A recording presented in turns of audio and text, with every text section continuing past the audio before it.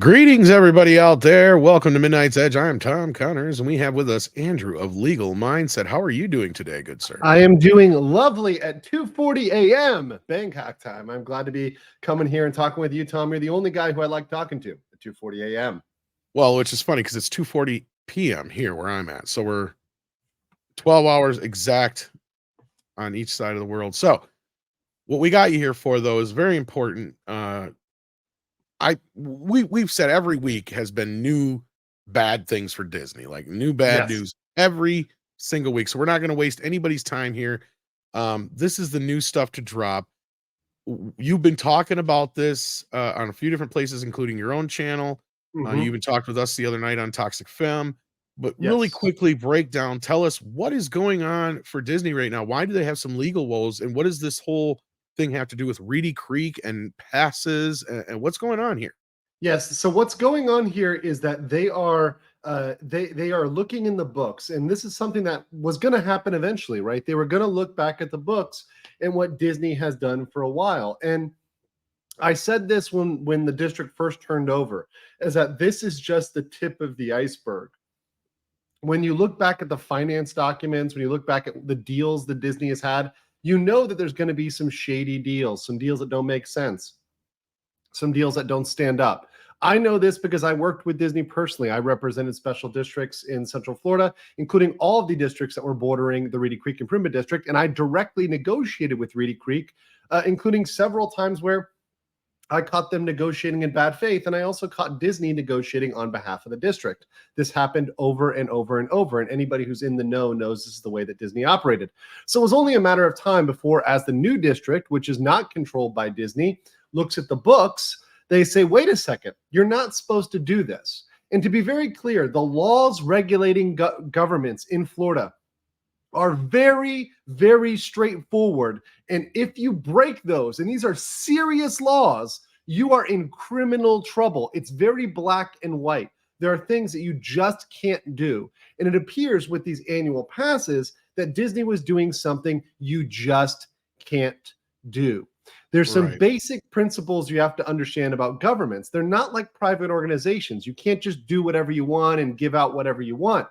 You have to be very careful about the public-private relationship.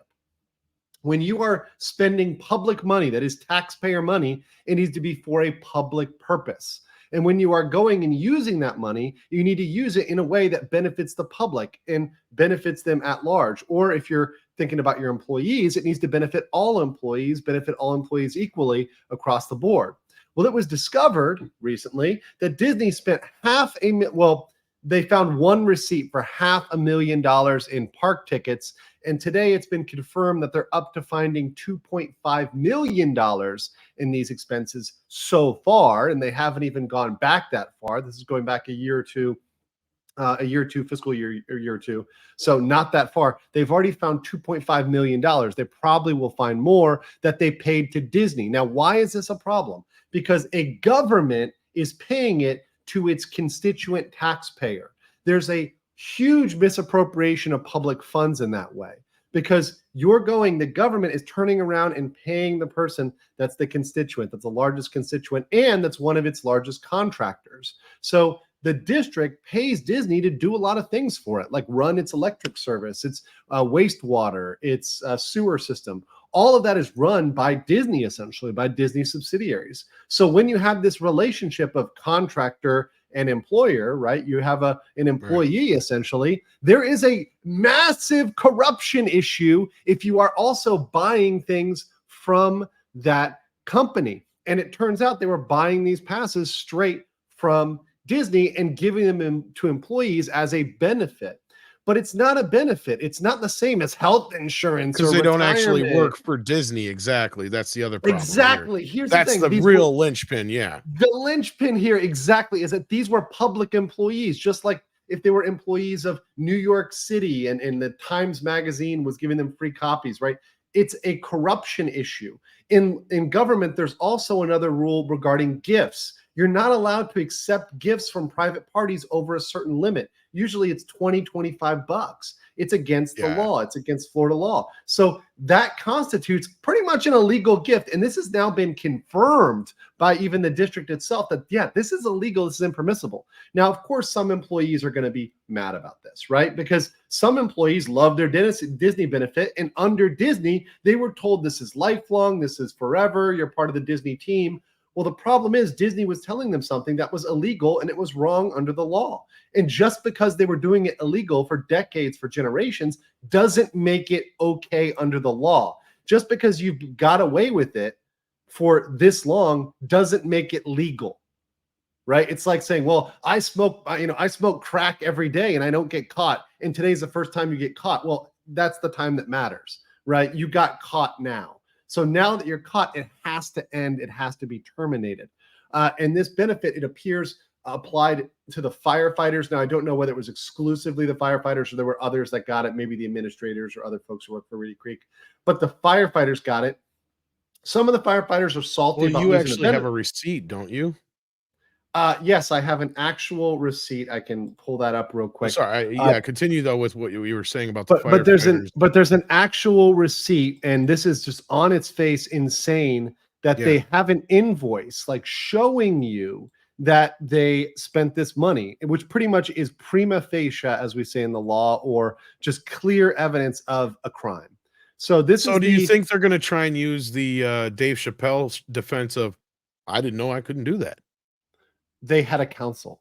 At a minimum, their lawyers. I know, I was being a little facetious, but yeah. Yeah, but I mean, no. But the employees can say that because the individual employee doesn't need to know the law, right? It's not the job of a firefighter to know Florida gift law. That's not their job, right? So the firefighter, let me put it this way: no firefighter is getting arrested for this, right? So you're not going to see like Joe the firefighter in handcuffs being rocked off. No, where you're going to see questions is with their previous administrator and their counsel. They definitely should have known better. This is 101. This is like disbarring level of lack of knowledge. You cannot be a local government counsel and not know this. This is gross negligence to not know basic gift law. So this is under Florida. This is so basic. And once again, I know this because I actually taught the ethics classes for new boards. And I would teach this to every single new board. I would teach this gift law to them. And these are the civilians, the people that are on the boards, the political members that were voted into office. I would teach them. So if they're expected to know, you damn well better be sure their counsel, their lawyer should know. And the administrator, the manager of the entire district, he should know too. So it's very basic. And this is just one quarter too that we're talking about right now. We haven't even been able. One quarterly invoice. One. So this goes even deeper than that. And now you're saying that plausibly the books will be opened up because they're looking at charges. So bring us up to speed as to what is the new news on this and where these things might be headed from here, at least for Disney's and the legal standing of it all. Sure. Like I said, there was a recent meeting. The firefighters got a little bit upset about it, but it was explained, look, this is illegal. We can't do this anymore. Right? We have to cut it. So what they did, which is what they should have done in the first place, was give them a stipend in cash, which is completely legal. You are allowed to give your employees extra cash. So they said, we're going to give you a stipend and you can use this stipend how you want, including if you want to buy an annual pass. So if you want to buy an annual pass, you can go out there and buy an annual pass. So this is the thing that they now are substituting in, which is what they should have done in the first place. Because look, what if a family doesn't want to go there? And actually they've asked the firefighters as a whole, right? Not just the people that showed up to the meeting, but the people as a whole. And a lot of them didn't use it. 40% of them never used the Disney pass, right? Maybe they want to go to Universal. Maybe they don't like theme parks. Maybe they're just not theme park people. So they don't want to go there. So they're not using that benefit. So you might as well give them cash so they can use it on what they want. So in that sense, are these ones that were actually used, or this is also Disney cooking their own books in a way too, is what I was kind of asking. Well, it's cooking their own books. And some other folks too. It's cooking their own books. It's cooking their own books because here's what happened. They're paying all this money for a benefit that was not used. So out of this is quarterly, right? So you got to multiply it by 4. So you're talking about 2 million. At this point, they're saying 2.5 million. So let's say And that's let's just use for one, yeah. 1 year, right? So one Yeah. fiscal year. So let's use 2 million, right? Let's just use it because the math is easy and I'm a lawyer, I'm a simple man. If it's 2 million and only 60% are using it, I mean, with my lawyer math here, right? That's what, $120,000 that's used. So you have 80, sorry, 120, yeah, 120,000. No, sorry, 1.2 million. Sorry, 1.2 million, right? I was So gonna out of 2 say, million. yeah. So you'll Sorry, have like lawyer math. 800. See, it's my lawyer You'll math. have about 800, roughly 800,000 left over on the other end. 800,000 Yes. left over. So that is 800,000 in waste, in public waste. That's also a Unaccounted crime. for, or what have you. Yeah.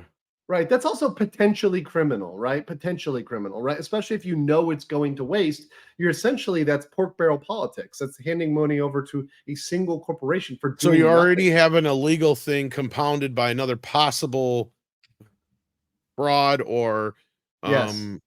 sort of where they're Misappropriation cooking of public funds. misappropriation of Misappropriation of public public funds, funds. basically, Yeah. is what you've been saying. So, yeah, this is a really sticky situation that the mouse has found itself in. 30 years Um, in jail, first degree felony at this so level. who do you think would be the one to actually take the blame for this if this was to go down the way you're predicting here?